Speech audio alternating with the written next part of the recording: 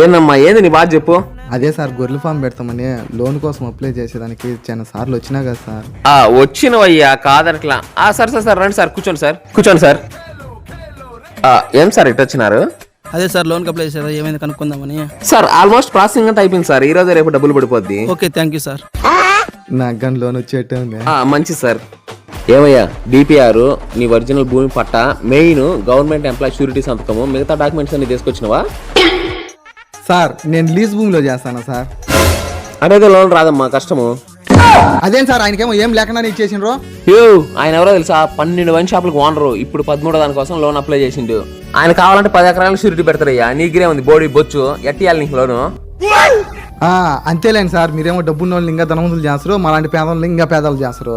అంతేనయ్యా, మాకంటూ కొన్ని terms and conditions ఉంటాయి, వాటిలో మేము ఫాలో కావాలా. మా చేతుల్లో ఏమంటుంది చెప్పు. అవన్నీ తీసుకొని రా.